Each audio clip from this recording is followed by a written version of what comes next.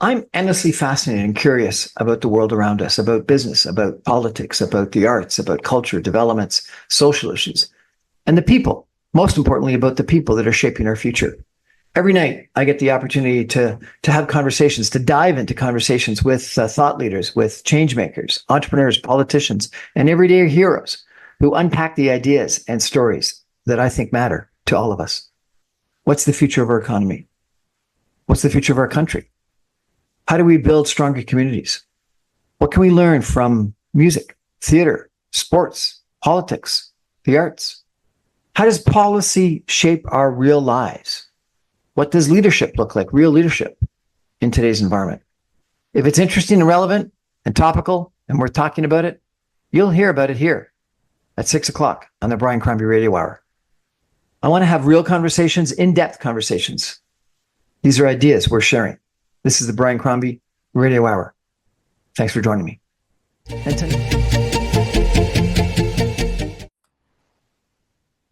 Good evening, everyone, and welcome to the Brian Crombie Radio Hour. Last week on this show, we talked about the growing importance of economic sovereignty. We talked about data. We talked about technology, defense procurement, and the quiet ways Canada has been losing control over its own strategic directions.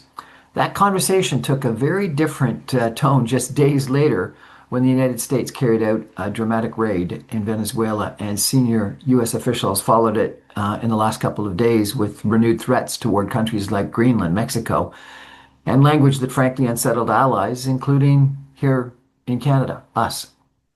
Was this a radical break from U.S. behavior, or was it something else, a clearer, more aggressive articulation of patterns that have been in place for decades?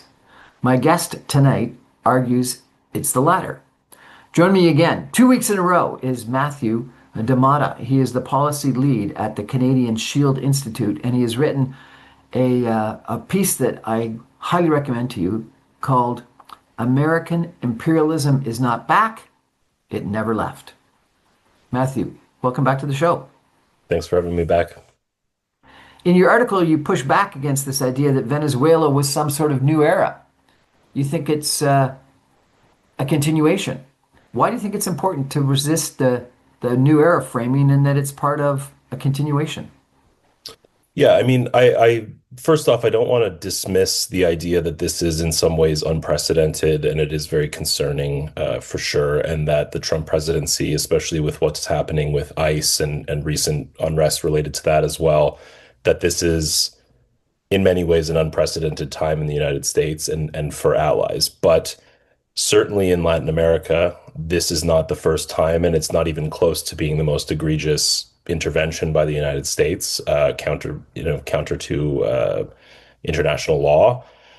And what I would say is, in the Canadian context, the reason why we need to resist this narrative is because so many of the things that give us less sovereignty in Canada in terms of our own economy and security are deep-rooted issues that go back decades rather than things that are happening in the past year or so. So it's important to sort of take this longer view of history and to really analyze what's happening, because of course we need to react and be responsive to concerning behavior right now, but also we need to look at things that are a lot more deep-rooted in terms of corporate control, free trade agreements that are coming up, like CUSMA, for renegotiation, and also security arrangements, and whether those benefit Canadians or not long term.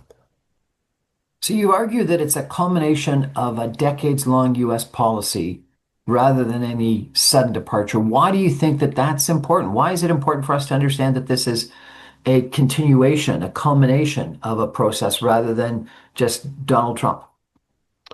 Well, because I think it can be very easy to look at the United States and say, everything they've done up until this point is great, and only now are things bad. And in terms of like free trade agreements and other economic issues, I think they're a lot more deep-seated and long-lasting. I found it really interesting. I sort of came of age politically, starting to watch the news and so on around 9/11 and the first Iraq war and Afghanistan and so on. And to see people during Trump's first time as president a few years ago saying things like, George Bush was quite a statesman and, what a wonderful guy he was, which, he could be a good person individually, but he was extremely criticized for a disastrous and illegal war in Iraq. For Democrats to then say, why can't we return to a Republican Party like that was kind of absurd. And so I think it's important to always look at the long history of foreign policy. Even under Obama, there were practices that were not beneficial to Canada, especially in terms of thinking about economic sovereignty and how our economic sovereignty has been eroded, both through lobbying from companies, and also through free trade agreements and other agreements with the United States and with other countries. Um, it's a long, long process that's been going on for, I mean, decades for sure. But it goes back, as you mentioned last time I was on, the Avro Arrow, right? That's something that goes back. That's not fully the fault of the United States. That's a decision that we made that was sort of seen as a strategic decision in some ways, because of the nature of nuclear warfare and how things were changing in the 50s. But again, we chose to kind of shift towards the United States aerospace industry and defense industry and away from our own stuff, even as far back as 70, 80 years ago. But this feels like a shock, particularly for Canadians and Europeans. It feels like a shock. Why do you think it feels like a shock to most of us when you're saying it's just a pattern, a culmination of history? Well, I think like the hard truth that we need to recognize is that the United States has done things like this for a very long time, and as I said, it's done much worse than what they've done in Venezuela, kidnapping the president and his wife. Whether he's legitimate or not, it's illegal, and we should be concerned about that.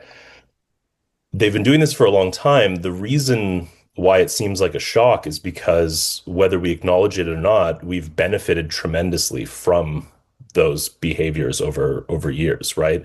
That's not to say that we owe the United States allowing them to kind of run over us and do whatever they ask us to do, but we, Europe, other allies have benefited tremendously from turning a blind eye to what the United States has done globally.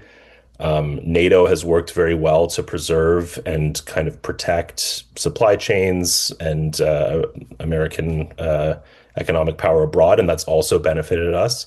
Even if we weren't getting the deal that we could have as Canadians, we still have benefited tremendously from this. And the shock is that for the first time, there's a risk or a fear that this might turn back on us, that we might have the same treatment that what countries that we don't think or we haven't in the past thought that they deserved the treatment that we get, like a Venezuela or a Cuba or a Chile.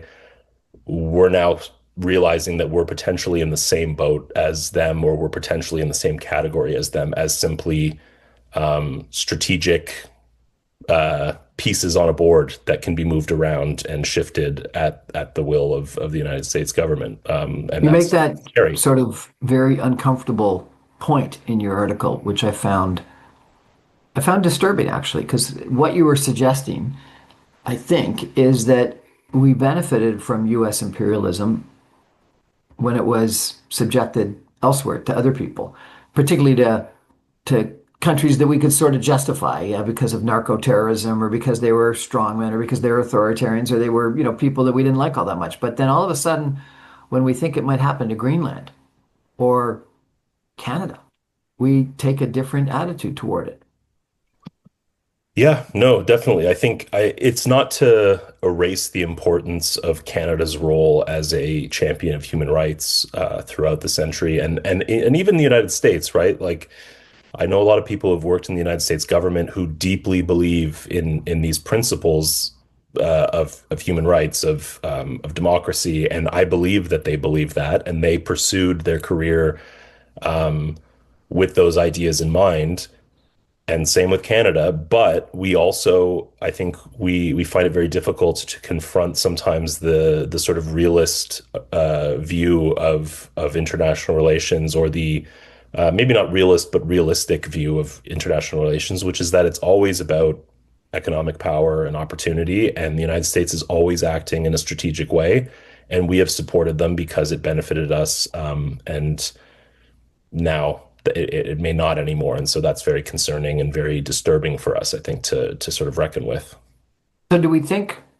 about sovereignty very differently when it's in the global south versus in the NATO alliance?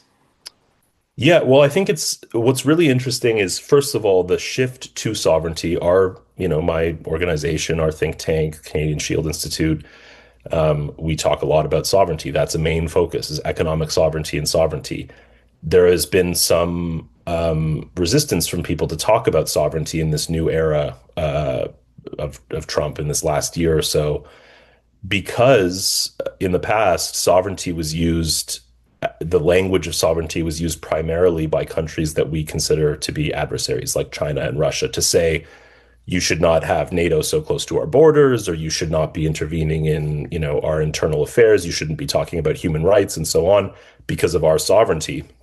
So that's one element where we've sort of seen the language of sovereignty in the last few decades as language of authoritarians to try to preserve bad behavior, which I don't think is inherently true, but certainly those countries have used that language to benefit themselves.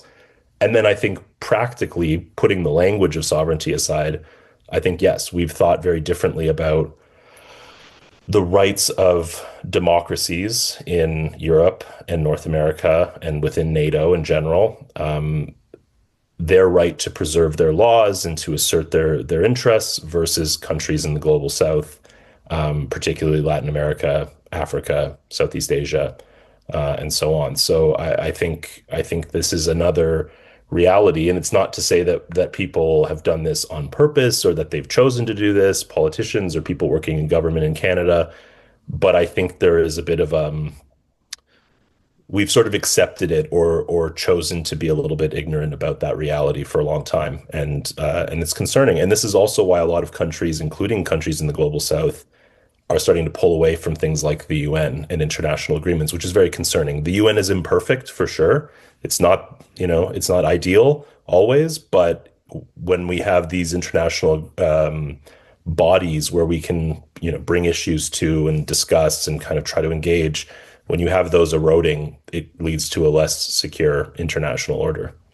So we have this perception that since World War II, we've had this rules-based legal system that you didn't use, might as power. You didn't have gunboat diplomacy. You didn't attack other countries, and we respected people's sovereignty. And we took a look at what Putin did or is trying to do in the Ukraine extremely negatively, and we have this perception that the attack in Venezuela was inappropriate. What you're saying is that image, that self-perception that we have, that we've had this sort of rule-based situation since the end of World War II, what is wrong? And we have not had that kind of a world.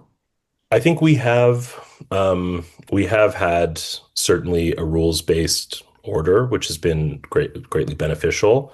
We've also had, the greatest kind of economic advancement in the history of humanity in a lot of ways. And so certain countries, especially like Canada, have enjoyed a ton of productivity gains and a ton of just opportunities and increase in quality of life and so on. That's definitely true. But like any system of rules, I think the rules-based order has always had some exceptions to those rules. You see, right after World War II, we go into the war in Korea. Then we have the Vietnam War. Like there's a constant period of pretty large scale and pretty horrific conflicts. So even that idea that we kind of moved away from the Great Wars, perhaps they weren't quite as big as World War II, but we had a lot of conflict throughout the 20th century. And I think in a lot of those cases, the rules-based order did not necessarily apply. And this is what China and Russia have been saying. And I don't necessarily agree with the rhetoric, but they've been saying the United States doesn't play by those rules. We're not going to play by those rules anymore either. And that's definitely concerning. The other thing to say is the United States has deliberately chosen to not ratify certain treaties, right? So paradoxically, they are the head of this rules-based order, or they have been this kind of leader internationally, while also refusing to accept the authority of the International Criminal Court and so on, because they knew that if they were part of that and they were under the jurisdiction of that some of their people would be charged with crimes under that over time. So we've had a rules-based order that the United States has sort of tolerated, and also led on, again, not to diminish their work in some very legitimate ways, but they've also chosen to opt out of certain agreements in order to preserve their sovereignty and their ability to sort of decide what to do in certain realms. So, Matthew, I guess the big question for a lot of people listening tonight is, could this happen to us? Do you think that coercion, economic or otherwise, is a risk to Canada's sovereignty? Yes, I think the coercion economically is already happening, and it's been happening long before Trump. I think we're seeing with the tariffs that's particularly concerning.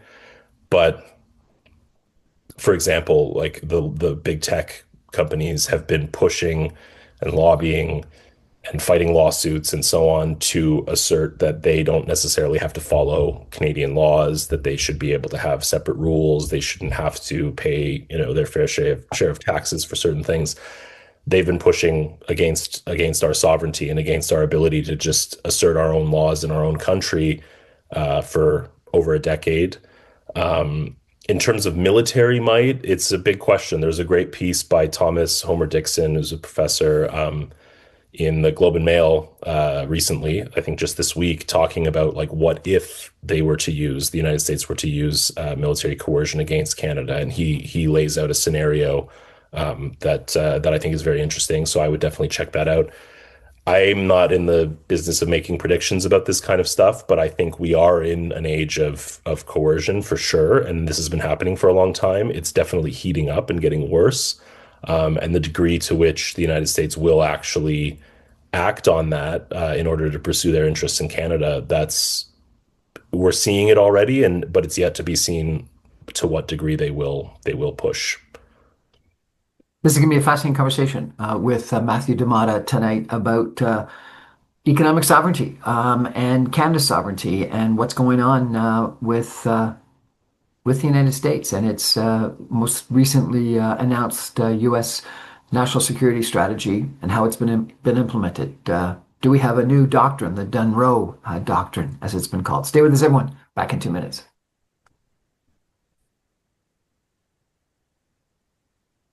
Welcome back, everyone, to the Brian Crombie Radio Hour. I've got Matthew Mota with us again. He is the policy lead at the Canadian Shield Institute, and he's written an article called America, Imperialism is Not Back. It Never Left. Matthew, I want to take a big step back for a second. And you're probably way too young to remember this, but in 1988, John Turner was running for Prime Minister of Canada and had a famous debate with the then Prime Minister of Canada, Brian Mulroney. And he said that once you give up your economic sovereignty, ultimately your political sovereignty will be challenged. And we had a free trade election, and people voted for free trade and a certain amount of giving up of our economic sovereignty in that free trade agreement. Was he right that if you give up your economic sovereignty, ultimately your political sovereignty is going to be challenged? I think so. I think we've seen in many ways that economic power and capital are increasingly without, some fair regulations to sort of limit how much they can be involved in politics. They can easily take over and capture the political system. We've seen that in the States. It certainly is happening here. I think more broadly that choosing to make such concessions to the United States has led down a path. It's not just the free trade agreement, though. I think, there are worlds in which NAFTA could have been very beneficial for Canada, and it has been extremely beneficial, but I think it was done in a spirit of, let's lock in certain opportunities rather than thinking about the kinds of opportunities we could grow and the potential that we could potentially have had far beyond what was expected, kind of aiming a little bit low. It's not just the existence of NAFTA and then CUSMA, but that's certainly a part of the slow erosion of the economic sovereignty of Canada. And I think certainly it's continuing to affect our political sovereignty, or at least threaten it. One of the things that you've argued in your articles and in our prior conversations is that imperial power today operates economically rather than militarily. Can you explain that, please? Yeah, I think first of all, imperial power, even in the earliest days of, early modern empire in Africa and Latin America and so on, it was an economic venture first and foremost with military might supporting it. I think today we see a lot less of that kind of military intervention, and we see this kind of economic coercion growing and becoming a lot more obvious. Although again, it's more obvious to people in places not like Canada, and it's been obvious for decades. Um, but I think, for the United States and Canada, just to focus on that example, which I think is probably most interesting to people, or most present, um, we see that especially these new, the Monroe Doctrine or the Doctrine and this kind of new national security strategy and so on, as well as the tariffs, they're all pushing foreign policy in Canada in order to support and bolster American companies and vice versa, right? American companies are sort of projecting power for the United States and so on, and the two go hand in hand. And Yeah, I think it's been happening for decades, but it's definitely heating up now. You you point to numerous different things in your articles and in the conversations that we need to be concerned about, and I'd like to ask you about them. Um, you talk about technology, you talk about foreign ownership of infrastructure, you talk about erosion of regulatory authority, you talk about tech giants, and you talk about trade terms. Which of those worry you the most and why? I think they all are sort of a network of interrelated issues. I think probably the one that worries me the most is technology and digital infrastructure. We're living in a time where something like Twitter, which is not really infrastructure, right? Like we call it the digital town hall and so on. Um, but we don't have to use it. There are other ways that we can engage, even just online. But we're sort of treating it and talking about it as if it's this essential element of infrastructure. Things like Google are truly essential to search. There are other search tools that you can use, but it's somewhat of a monopoly. And there's been a lot of cases like about that in the United States and Canada. Um, in terms of like cloud infrastructure now with the rise of AI, which is partly driven by a real economic imperative to use very useful tools. And part of it is also this kind of hype and this financial bubble around AI. Um, all of that is driving us increasingly towards using very specific infrastructure owned by a very small few group of companies.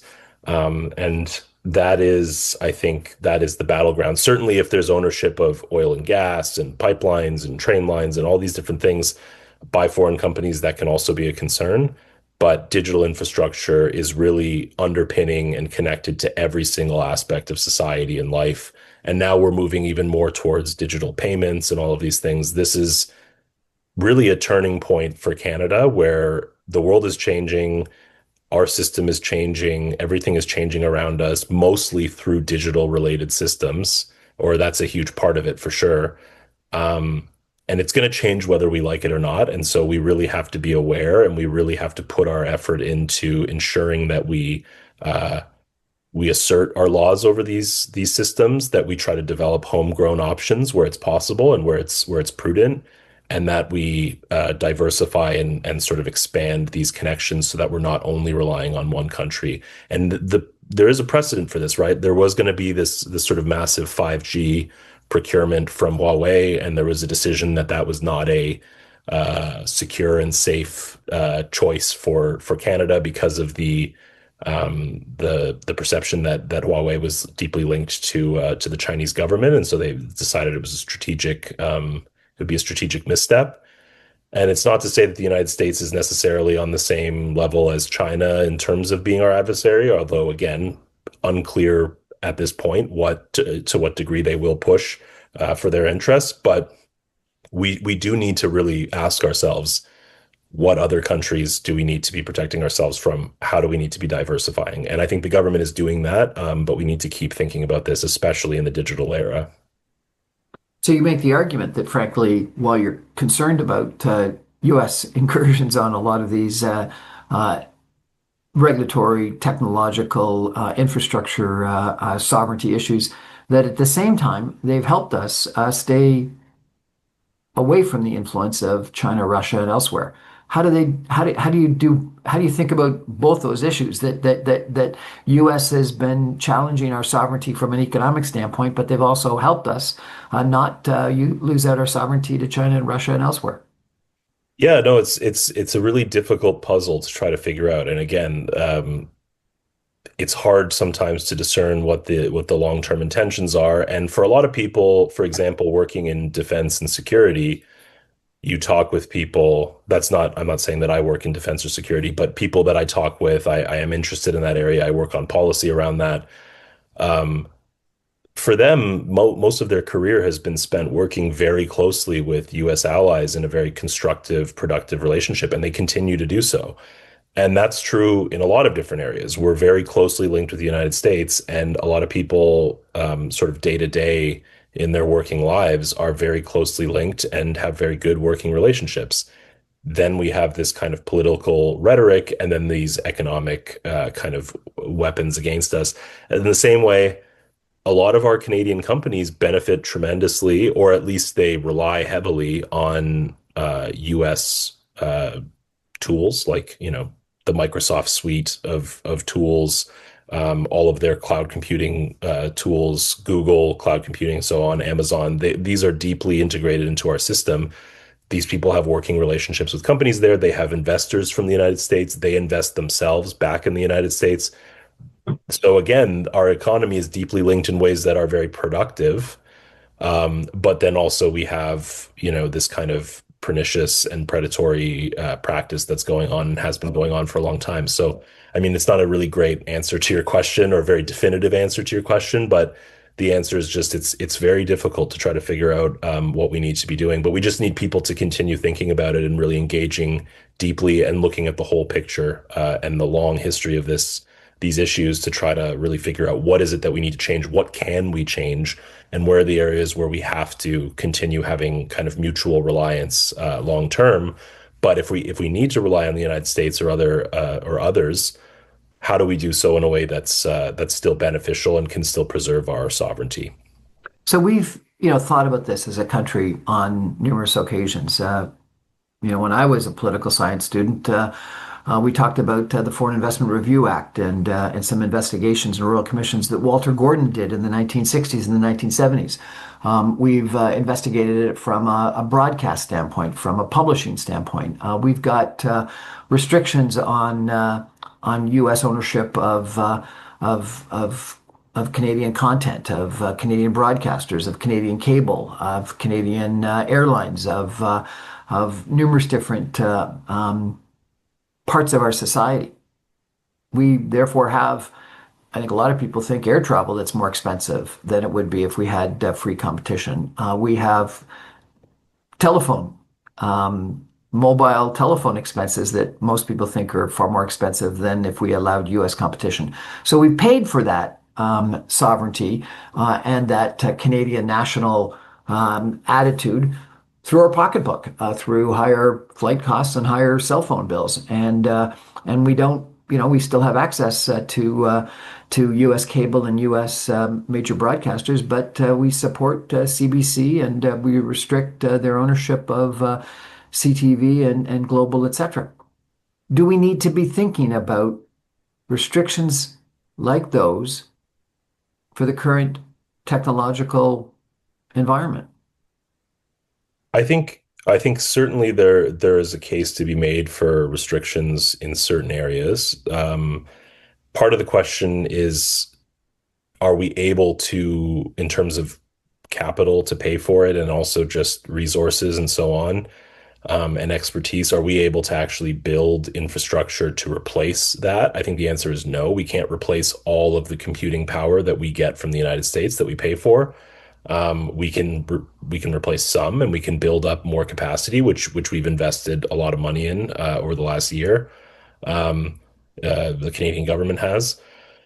So I think we have to be thoughtful about where we invest and kind of what we try to bolster and what we try to expand, and what we try to restrict. I would say also competition is extremely important. I think the issues with competition in Canada are not always, it's not necessarily that allowing more American companies to own companies in a certain zone would make things more competitive. I think our own market itself can sometimes have, we have a number of monopolies in key areas like air travel and telecoms. I think what we're always trying to think about and trying to do is, if there's an option where an American company buys out a Canadian company, and we have what we call the Shield score at the Canadian Shield Institute, where we will sort of rate these based on the evidence. We will rate these decisions or policies and decide whether they build or kind of keep neutral or diminish Canadian sovereignty. One of the things we're always thinking about is, if you have a Canadian option that just preserves and creates the kind of monopoly that would happen if an American company owned it, is it better just because it's owned by a Canadian company? Does it actually bring more value? That's an important question. Um, but also we have to think about, would breaking up monopolies just to create competition, would that make things better, right? We have a pretty small market of airlines in Canada. We don't have a lot of airlines, as you mentioned. Um, but the United States, some of their airlines they've had a lot of there's been a lot of news around how unpleasant the experience can be to fly on some of them. There have been some safety concerns about certain airlines and planes.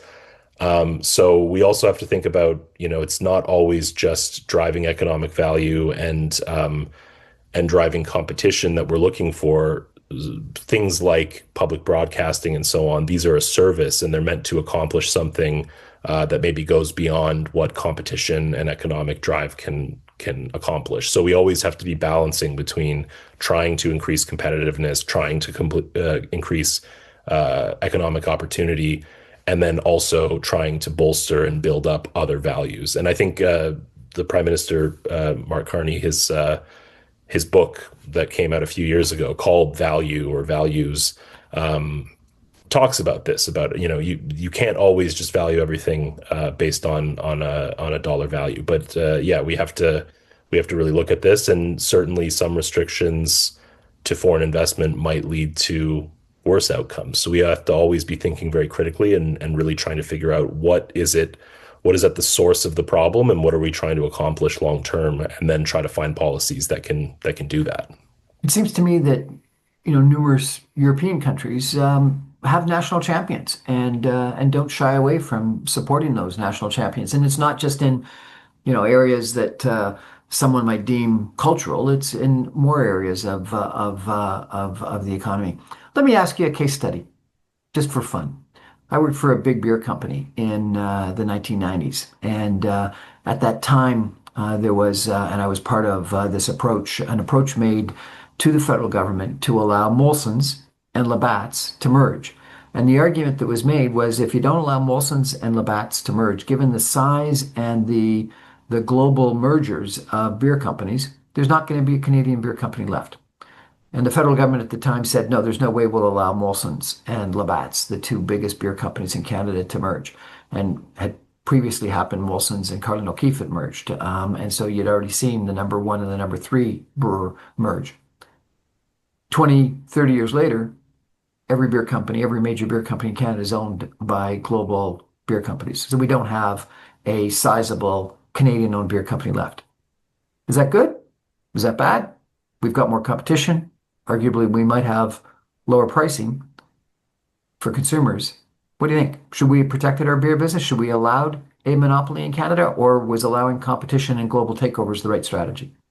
Well, this is exactly what I was talking about. Like, in some cases, a monopoly might be better than nothing. I think ultimately the question for both of those is what is the value that returns to Canadians? So you could argue, many would argue that there's a sort of cultural element to Canadian beer that's important. And so if you're trying to preserve that you can still sell certain brands or that you can still kind of have access to certain things, maybe that's important.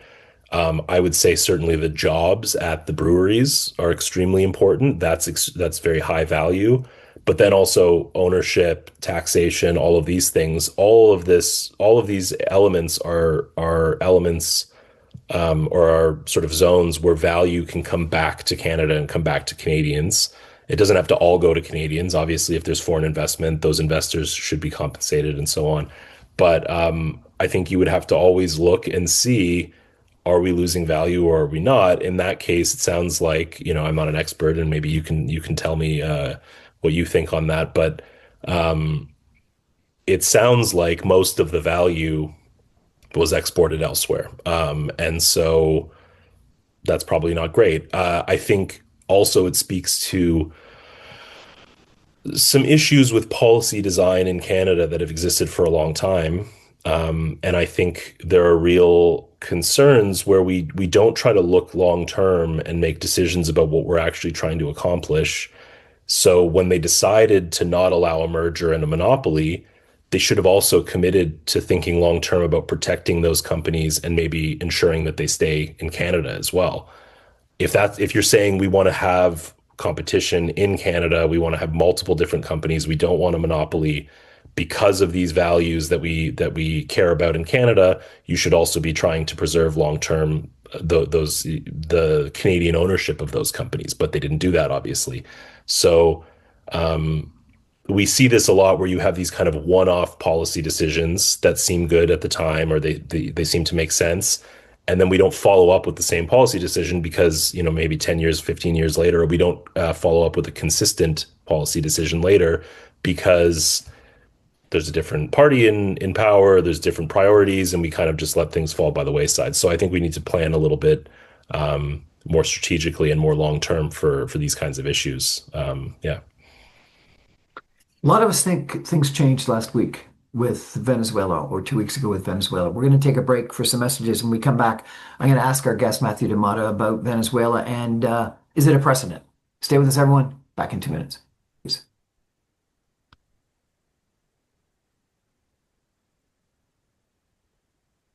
Welcome back, everyone, to the Brian Crombie Radio Hour. I've got Matthew Demata from the Shield Institute talking about economic political sovereignty and this article that you wrote, which I found really quite interesting, that really talked about American imperialism and you said it's not back, it never left.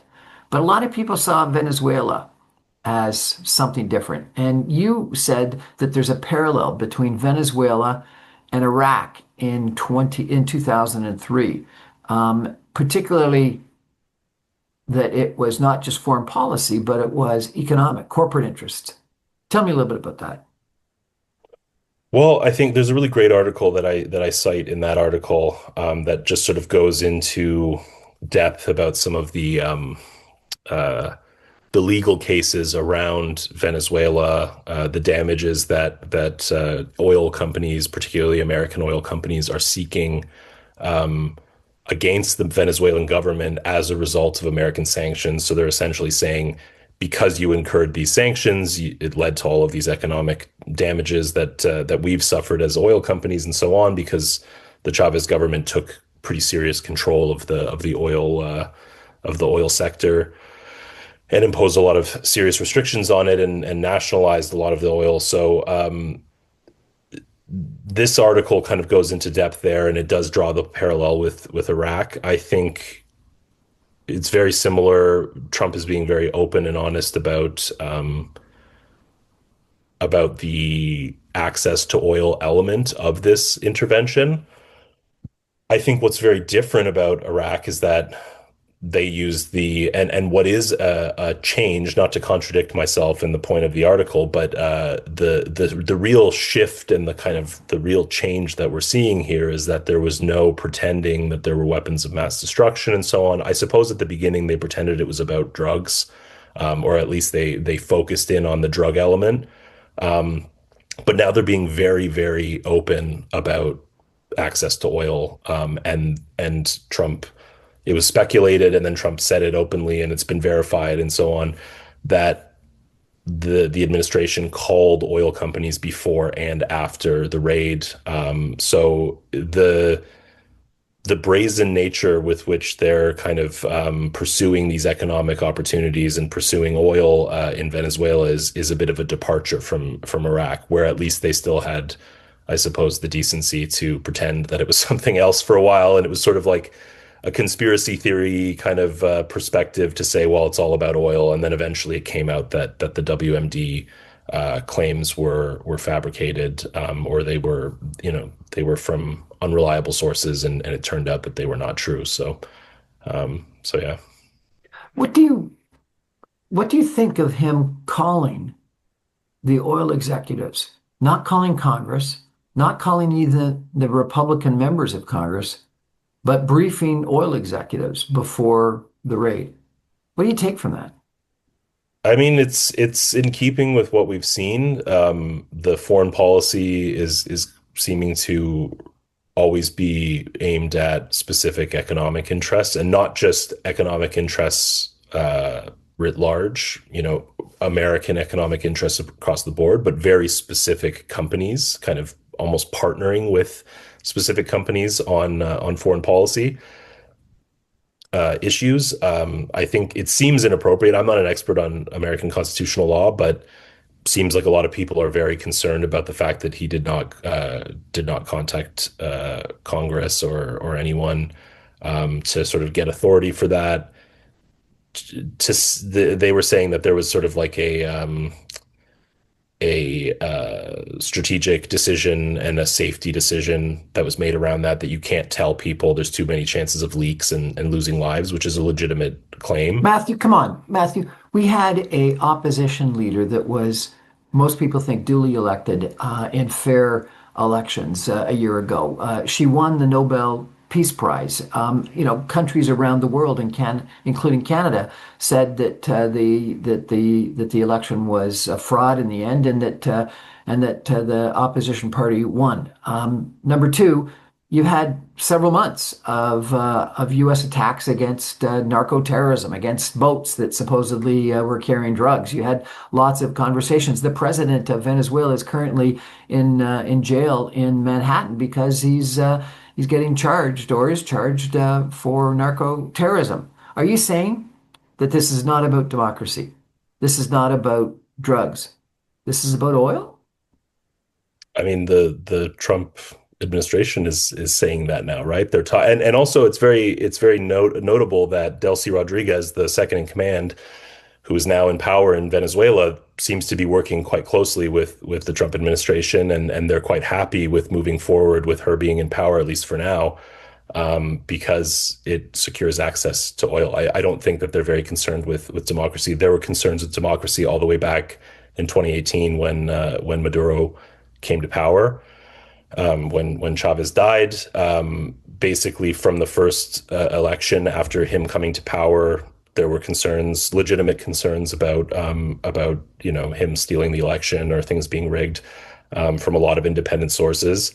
I don't think that there's a significant concern about democracy, actually. And also, there's a lot of examples of the United States being very close with countries that are not democratic, or where there's concerns about democracy. And so, it's not to say that, again, I'm sure there are individuals who are concerned with that. I think people who are from Venezuela or from Cuba who are looking at what's happening in the Caribbean, they have legitimate concerns, and they're actually looking and saying, I hope I can go back to a democratic Venezuela and so on. And that's legitimate. I do not think that the United States government, particularly the Trump administration, is looking at it from that lens, especially since their Monroe Doctrine, or the Don Road Doctrine, this kind of new version of it, says explicitly that they will not judge countries based on their kind of internal values. They're going to work with countries and leave them alone to let them do their own thing. This kind of, I guess, moral or political relativistic perspective where it doesn't matter if you're a dictatorship, that's your right to be a dictatorship. We're not going to impose democracy or other values on you. And so to then shortly after have an intervention supposedly around democracy seems a little bit silly. What's the implication to Canada? Let's take a break for some messages, a final break. And when we come back, I'm going to ask Matthew Mota, what do we do? What are the practical steps we need to do in Canada? Stay with us, everyone. Back in two, please. Welcome back, everyone, to the Brian Crombie Radio Hour. We're talking about U.S. Imperialism that Matthew Mota says never went away, and Venezuela isn't this significant change that a lot of us think it was. Matthew, at the end of your article, you outlined three practical steps that Canada can take, rebuilding some sovereignty that we've been lost and embedding it in new policy decisions. Tell us, what do you think we need to do? I think we need to continue to work to identify the areas where, as I've said in the article, where we've lost sovereignty or where sovereignty kind of never existed. I think, as I've said earlier today, um, we really need to be focusing in on digital issues and digital infrastructure in particular, and trying to make sure that we can assert our laws over digital spaces, and also trying to make sure that we build digital infrastructure ourselves as much as possible, or find diverse partnerships for that. Um, I think we need to embed sovereignty and security into every single policy decision we make. We always need to be making sure that the any sort of policy or economic decision that we're making moving forward does try to preserve sovereignty. That doesn't mean protectionism. That just means thinking about how we can assert our own laws and control over our own markets. And I do think that the Carney government is showing that they are doing that as they move forward. Um, and I think we need to continue to try to build resilience and diversify our partnerships moving forward, as much as we can. To a certain extent, you can't prepare for if the United States decides to, militarily intervene in Canada. I don't think that that's imminent, but people are very worried, understandably, about that. Um, we can do our best, but we have to just kind of do what we can, which is focusing in on the areas and the policies that we can actually change and develop right now. So there was numerous different royal commissions that the federal government established, starting, frankly, from, as I mentioned, Walter Gordon, who in 1955 raised major issues about foreign ownership of and foreign control of Canadian resources. And that led to numerous different investigations, royal commissions. The MacDonald Royal Commission was a direct result of that. We investigated broadcast, we investigated airlines, etc. Do we need to do that all over again?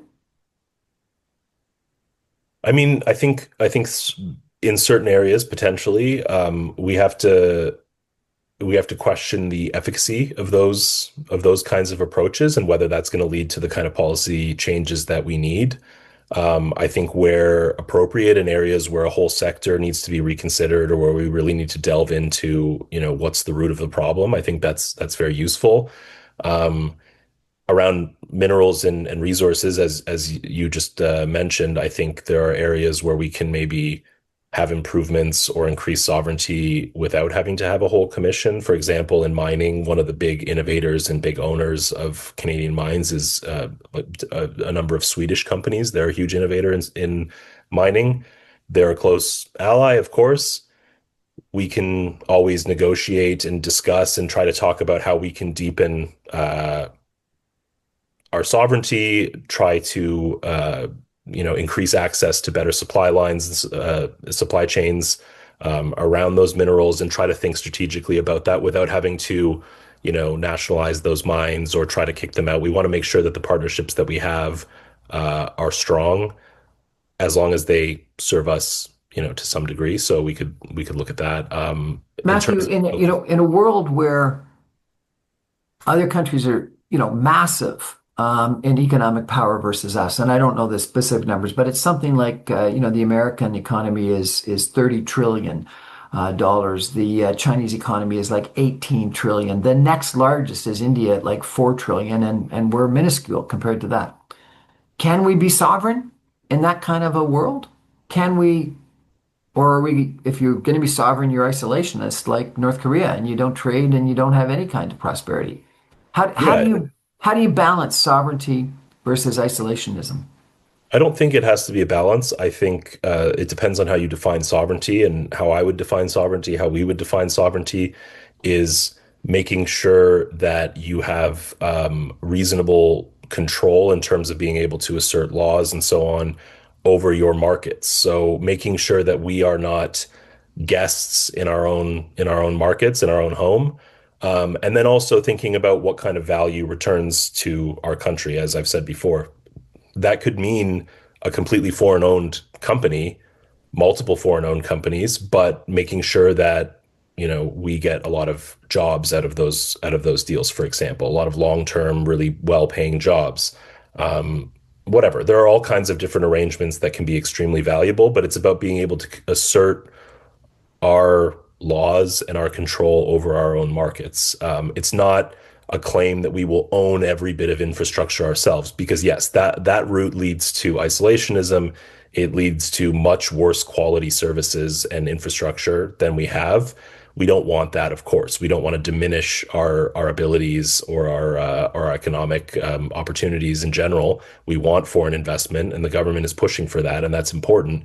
We also just want to make sure that we actually have control over how those countries or those companies operate within our own country, which I think is a reasonable and fair thing to want, and it's rooted in our kind of sovereignty and in our existence. We have to be able to do that in order to exist as an independent country. Last question. Is there a lesson from Venezuela that we should take? I think Venezuela is just such a different example than us. And so I don't see it as pointing to being really concerning for us necessarily. I think the rhetoric coming out afterwards about Greenland and about us is it's very concerning. Um, I think the lesson is that we have to be very thoughtful and careful, but also robust in anything that we do where we are trying to secure or expand our supply chains. If we had partnerships in Venezuela, for example, on oil, we those would be in jeopardy now. And so we have to think about places like Chile, where we have a lot of mining, Canadian mining companies working and developing. We have to think about that. We have to think about the fact that if the United States decides something is essential to their security and their supply chains, they will be aggressive on that. And we have to pick and choose our battles because, as you said, we have limited resources, and we have to make sure that everything that we're pushing for, every partnership we're trying to build is something that's extremely important and that we're willing to kind of go to bat for. Matthew Mota, policy lead at the Canadian Shield Institute. Thanks so much for joining us. I really appreciate it. I think that this conversation that we've been having really isn't about anti-Americanism at all. It's about a realism, history, and responsibility that we all take to think about sovereignty versus our economic prospects, and how, as you put it, economics are being used far more aggressively than anything else in today's sort of world, whether it be an imperial world or not. I think that we need to continue to look at economic security and what it means in our world today and where power is being exercised more openly and more bluntly than it has been in the past. And we need to be mindful of that. And I think Matthew has done a great job in elevating a lot of those concerns to us in our show last weekend, this weekend in your article. So I really appreciate it, sir. Appreciate it. Thanks so much for having me. That's our show for tonight, everybody. Thank you for joining. I remind you, I'm on every Monday through Friday at 6 o'clock on 960 AM. You can stream me online, maybe even from Venezuela. Who knows? At www.saga960am.ca. All my podcasts and videos go up on my website, briancrombie.com, and on social media, my YouTube channel, on podcast servers as soon as the radio show gets broadcast to air. That's our show for tonight. Thanks very much.